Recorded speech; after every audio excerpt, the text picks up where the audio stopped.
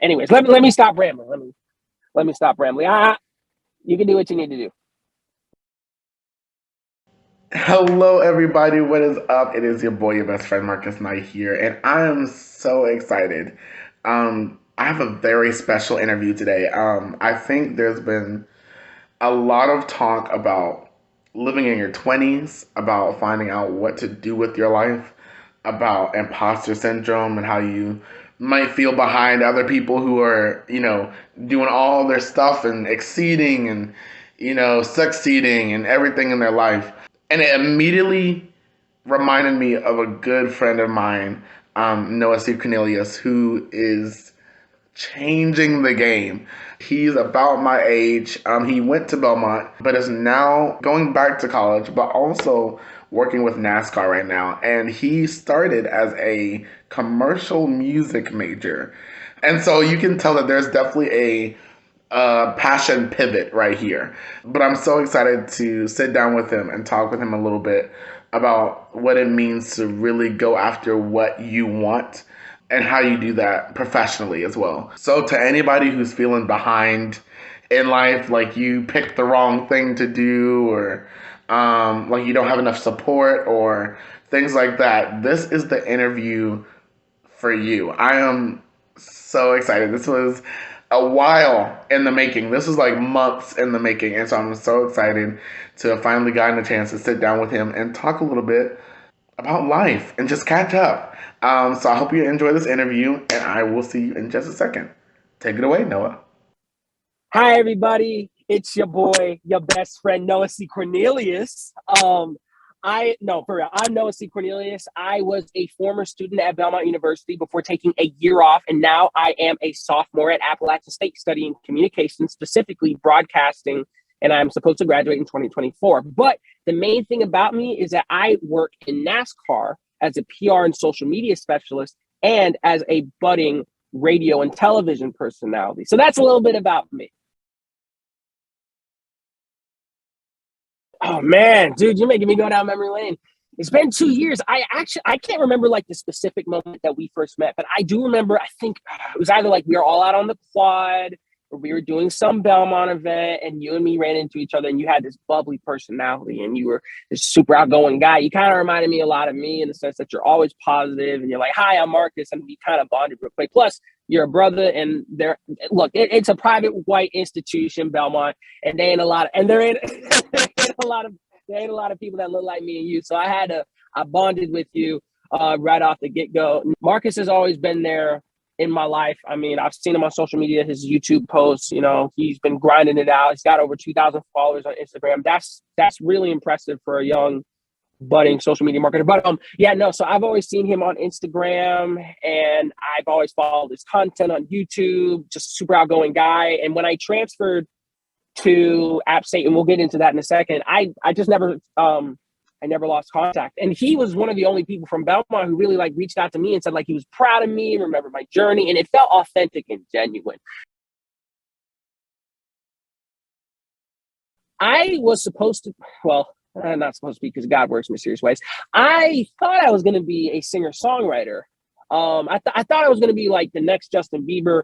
My dad told me I was going to be the next Justin Bieber. I had a song that was really popular around Belmont, and just everywhere I took it, people were like, "Man, this song is so good." Playing the piano, I was in musical theater, I was doing my thing, and I did that from 2014 to 2020. And I released 4 singles. I was planning on going on tour with the a cappella group I was in at Belmont, and that was really exciting. I thought, I was going to get a music degree and then go out into the world in Nashville. But side note, Belmont is in Nashville, Music City, where all the, and then after Nashville, I thought I was going to go to LA because like that's the content capital of the world, LA, and everybody wants to go there. But flash forward to the first half of 2020, and then COVID hit, and I got sent back home to Marvin, North Carolina. And Marvin, North Carolina, while it's a great city to raise a family, it's not a good city to do a music career in. And as months went on and everything was shut down, there was no live concerts.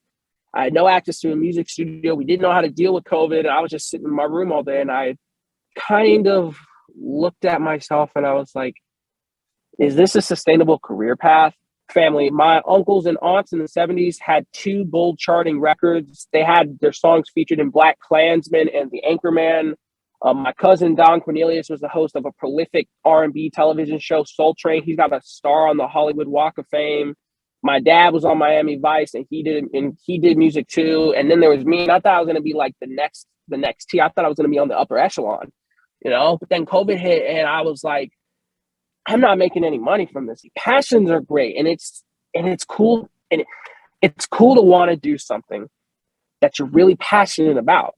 But money is unfortunately something that matters a lot. If you want to have a place to live, money, if you're going to be able to travel, I just wasn't getting that in my music career.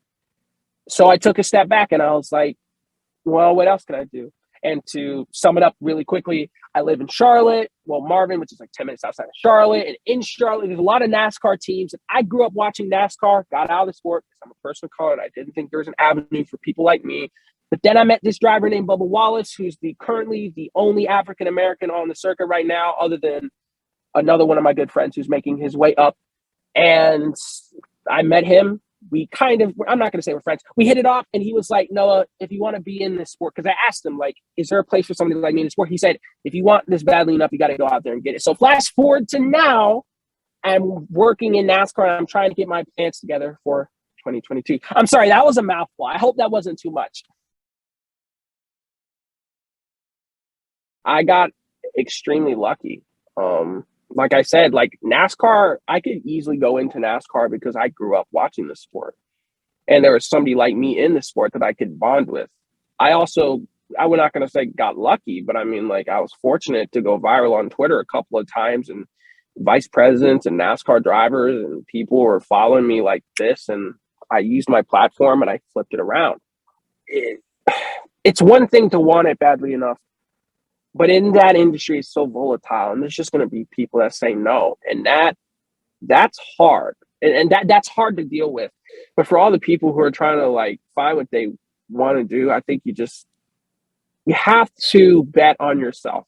For instance, one of my buddies is an accounting major, but I think he wants to be like a bassist on the side. Get your accounting degree, and then you set out some time for your day to be a bassist. It's like you're doing the one thing that'll make sure that you have money, but then a part of your time to figuring out what you want to do and really think. I don't know if people who are watching this are religious, but if you're religious, pray. If you're not, meditate. You just got to take it one step at a time, you know? Okay, let me put it into terms like this. When I first started working for NASCAR, I went into it as a fan. Of course, your mind's going to want to be like, oh my God, I'm such a big fan. And oh my God, I've been watching. But like in the professional world, you just can't do that. And it took a while for me to learn how to act professionally. I'm still learning it. I'm only 20. I don't see a president of NASCAR tweeting that. But then again, different positions, right? Everybody has to learn an element of professionalism, right?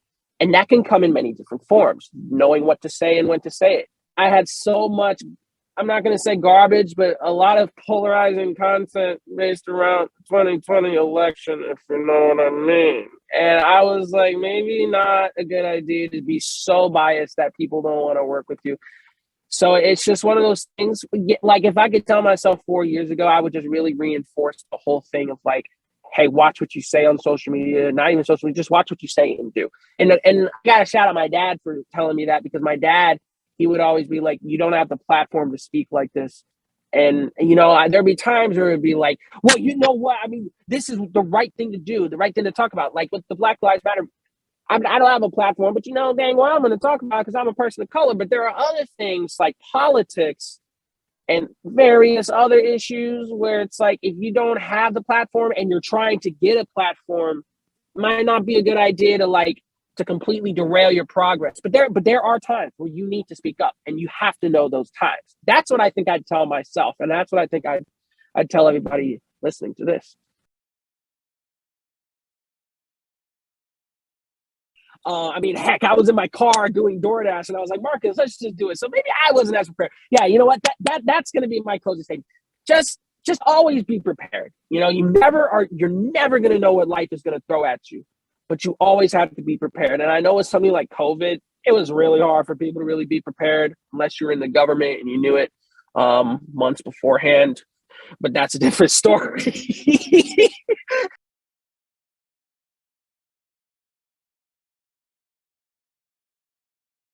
Wait, me inside joke about me? Oh my god! Oh, how many friends know about this? Oh, I'm sorry, I didn't mean to cut you off. How many friends are you sharing this inside joke with, Marcus? How many? Okay, I'll just give you a hard time. I'll just give you a hard time, buddy. No, that touched my heart. I appreciate that. I'm glad that I'm remembered even just a little bit at Belmont because I miss it sometimes. I was even just sitting in my car thinking, like, man, I miss Belmont sometimes. But not the right place, not the right time. But I can still appreciate every single moment I had and people like you. So. Man, let me not keep you too long, man. But I had a lot of fun today. I wish I could stay on and talk forever, but we were just talking about this. I got to go get my bag with DoorDash. So.